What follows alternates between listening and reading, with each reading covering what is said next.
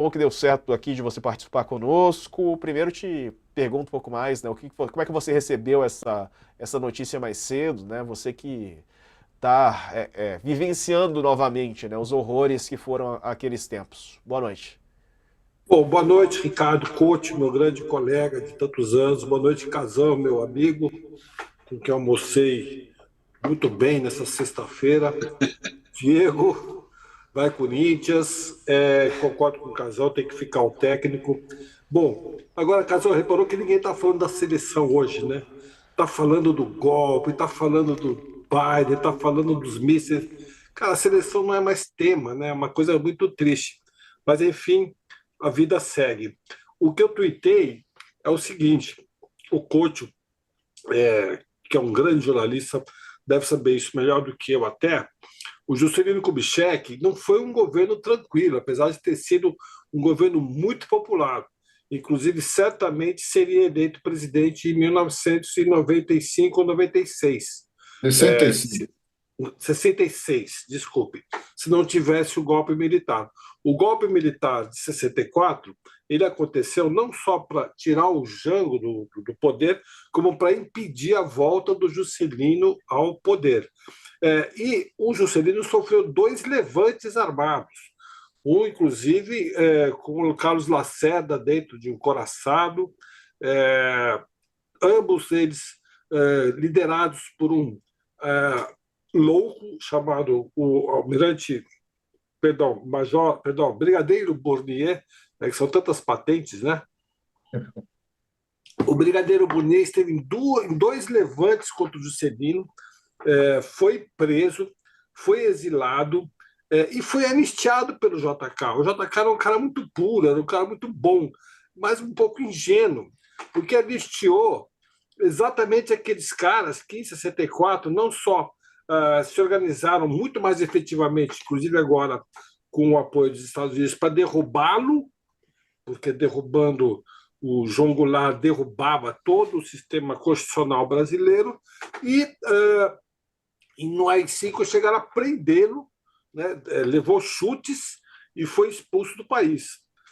Foi morar em Paris e que dizia durante todas as noites que estava arrependido de não ter feito mais. Então, eu acho que agora a gente está com a história provada de que você atentar contra uma democracia talvez seja um dos piores crimes que você comete. E nós já tivemos, nesses últimos anos, dois golpes além desse quase golpe, né? Porque teve um impeachment da Dilma, algo absolutamente inexplicável, que ninguém engole aquilo, uma presidente ser empichada por uma pedalada fiscal.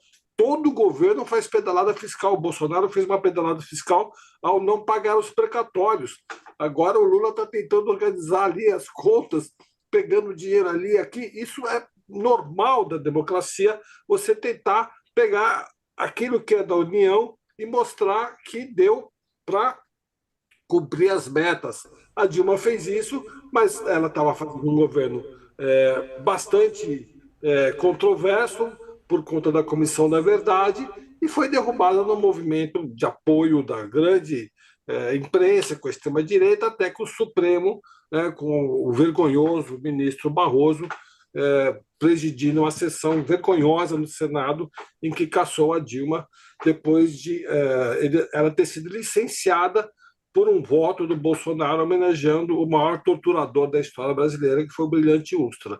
E agora, em 1918, numa eleição em que o candidato que estava na frente, o Luiz Inácio Lula da Silva, foi impedido de concorrer numa manobra feita por um juiz envolvido até o talo com uma conspiração, junto com o promotor e junto com o Supremo e tudo de novo, e foi novamente o líder da pesquisa foi tirado da chance, da cédula de concorrer, como fizeram com o João Goulart e com o JK em 64, e subiu no poder esse governo Bolsonaro que tivemos que aturar por 4 anos.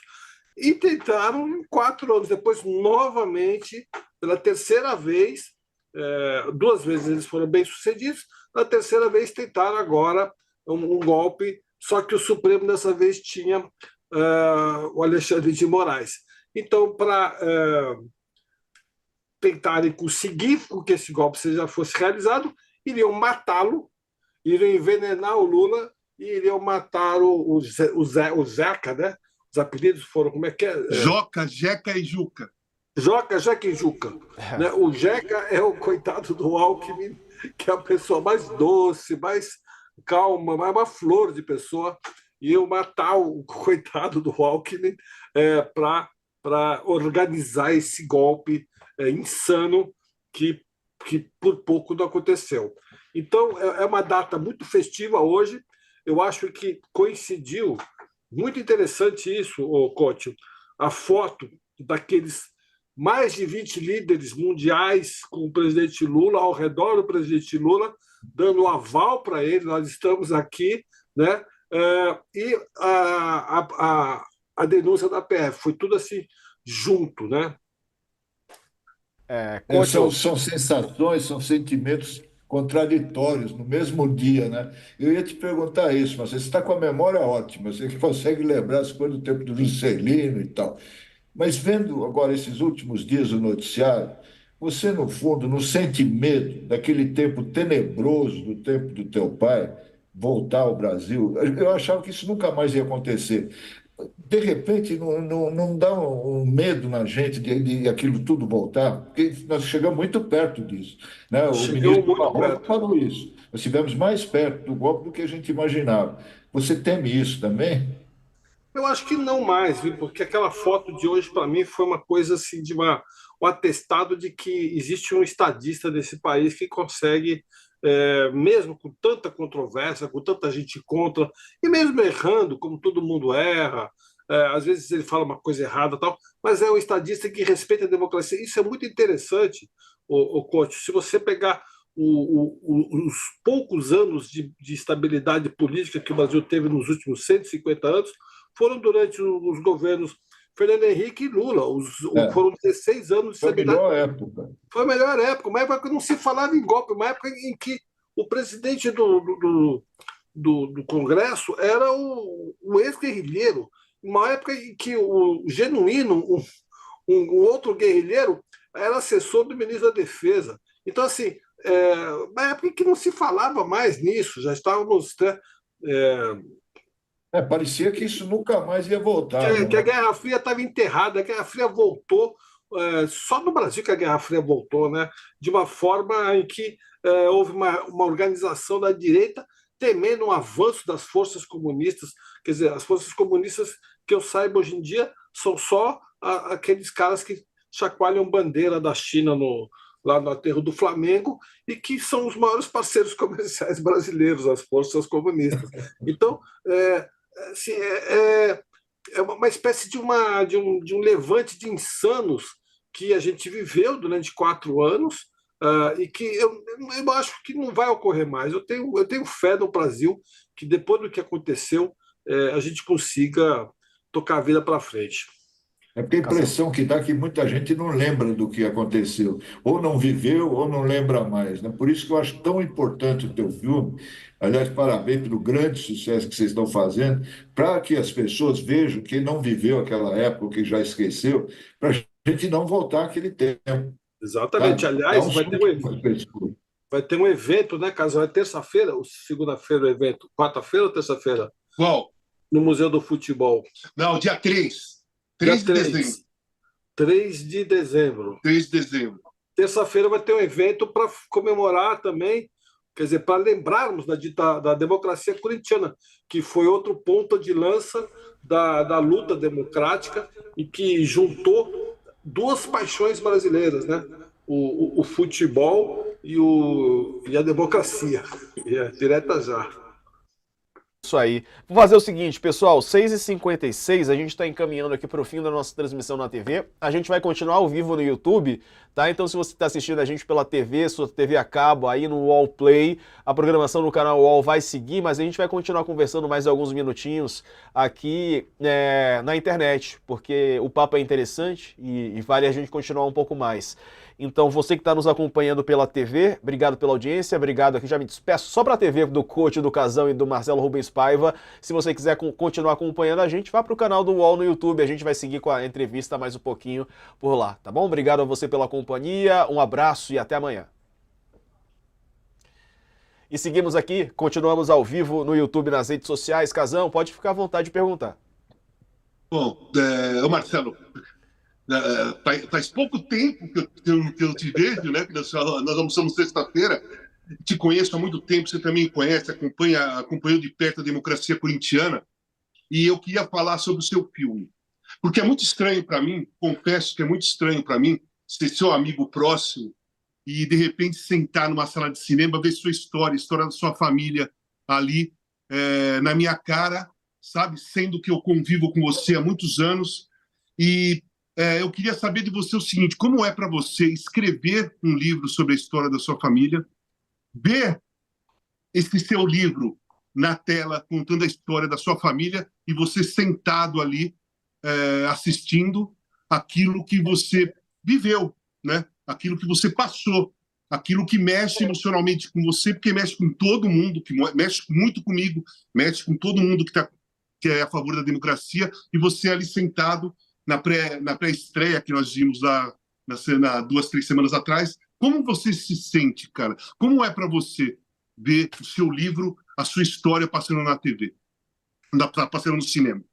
Bom, primeiro vou pedir desculpa que eu só posso ficar mais 2 minutinhos, que eu tenho que dar uma aula agora às 7 horas. Mas, Casão, você sabe que essa pergunta muitos amigos íntimos meus têm me feito. É interessante que amigos íntimos meus, que me conhecem há tanto tempo, não imaginavam aquilo que viram, que aconteceram mesmo comigo. E para mim aquilo aconteceu. A gente sobreviveu àquilo, a gente teve que sobreviver, a gente teve que superar, a gente mudou de cidade. Eu mudei até de time de futebol. Você viu no filme que eu era flamenguista, era um pequeno garoto flamenguista. Virei corintiano. A gente teve que tocar a vida. Minha mãe ensinou isso para a gente: vamos tocar a vida, não vamos nos integrar, nos entregar, nós vamos sorrir, nós vamos lutar de outra forma. Então a gente superou aquilo. Quando eu vejo, para mim foi como entrar num sonho de algo que me aconteceu há mais de 50 anos, né? Eu lembro que eu fui nas filmagens e a casa era idêntica. Minhas irmãs, elas brifaram todo mundo responsável pelo figurino e pelo cenário, como era a casa de fato. As cores, as paredes, os móveis. Tinham até móveis que a gente tinha ainda, elas fotografaram. E a constituição de personagem foi absolutamente perfeita. O Selton Mello, a Fernanda Torres, mesmo as crianças, é absurdamente perfeito. E o Valtinho, ele conheceu aquela casa, ele frequentou, ele dançava com a minha irmã, tem fotos dele dançando com a minha irmã, e amava aquela família, amava essa casa aí, ó, essa porta de entrada da casa. Olha, a reconstrução é perfeita. Essa foto olha lá, essa foto real, e anteriormente era a foto do filme. E essa minha mãe trabalhando com os índios, como diz, aí a família toda, enfim. Essa reconstituição quase perfeita é algo que foi uma obsessão do próprio Walter em criar e espelhar a realidade. Foi muito chocante, não por ter revisitado apenas tudo isso, mas por ter visto a reação das pessoas, né? A paixão das pessoas por essa grande mulher que foi a minha mãe, a Eunice Paiva, por ter revisitado esse drama, por ter nos apoiado e estar fazendo sessões lotadas, estar aplaudindo durante o final do filme. Sabe? É algo. Pois não, Couto. E sobre a reação das pessoas, que eu queria te perguntar antes que você vá embora, né? Dos mais de 1000 comentários, né, elogios que você ouviu esses dias todos, qual foi aquele que mais te marcou, que ficou na tua cabeça, alguma coisa que você ouviu das pessoas que viram o filme? Eu acho que são tantas coisas que que as pessoas têm dito, mas o que as pessoas mais falam, inclusive nos Estados Unidos, está acontecendo isso, porque essa reação aconteceu em Toronto, aconteceu em Veneza, aconteceu na Espanha, no Festival de Biarritz, em San Sebastián. O filme foi escolhido pelo público como o melhor filme no Festival da China. Estamos aqui falando dos chineses, esses comunistas que não têm sensibilidade, ficaram tocados. E o que mais as pessoas falam é quando a minha mãe propõe para a família que tem que sorrir. Nós vamos sorrir. E isso é muito lindo, é uma mensagem que minha mãe deixou e com a qual a gente segue a vida. Nós vamos sorrir, nós não vamos fazer cara de derrotado nem de vítima, nós vamos enfrentar todas as dificuldades com um riso na cara. É tá isso bom, aí. gente? Eu vou dar uma aula agora. Tem que ir para aula, né? Mas vem o Oscar para Fernanda Torres. Vem ou não vem? A foto dela hoje engajou demais. Engajou de brasileiros, né? Os brasileiros são loucos, né? Invadiram o site lá. Não, eu acho que a Fernanda ser indicada já é uma grande vitória. É muito difícil ela ganhar. Nenhuma atriz sul-americana jamais ganhou o Oscar. Só apenas uma atriz latino-americana ganhou o Oscar. Ela vai estar concorrendo com a Demi Moore, que está fantástica. Vai concorrer com a Nicole Kidman, com a Angelina Jolie. Enfim, é só ela é uma jararaquinha ao lado de um monte de piton gigante. A gente é pequeno, mas só o fato dela ser indicada para nós já vai ser fantástico. Se ganhar, vai ser um milagre, mas enfim. Vai ganhar. Assim como o Corinthians conseguiu fugir do rebaixamento, talvez ela ganhe. Se ela ganhar, vai ser um milagre tão parecido quanto. Marcelo Rubens Paiva. Mas assim, nosso papel é esse. Nosso papel é representar o Brasil, estar lá indicado, estar lá sentadinho, mostrar nossa carinha e mostrar o talento do cinema brasileiro, que é, hoje em dia, assim, reconhecido em todos os festivais. Dura nunca mais, né, Paiva? Obrigado. Marcelo, deixa eu só falar uma coisa, Marcelo. A vitória da Fernanda vai ser o título de 77 do Corinthians. A quebra do tabu. Obrigado, Paiva. Eu tava lá. Eu te falei que eu estava lá. Você tinha 10 anos, eu já tinha quanto? Eu já tinha 17 anos. Eu estava lá. Marcelo. Viu, Marcelo? Um abraço. O coach é São Paulino, né? O coach é São Paulino, não? São Paulino, tem cara de claro. São Paulino, né? Coach, cara de São Paulino, né? Nome chique. Tudo a ver. Valeu, Marcelo. Valeu, Coach. Casão.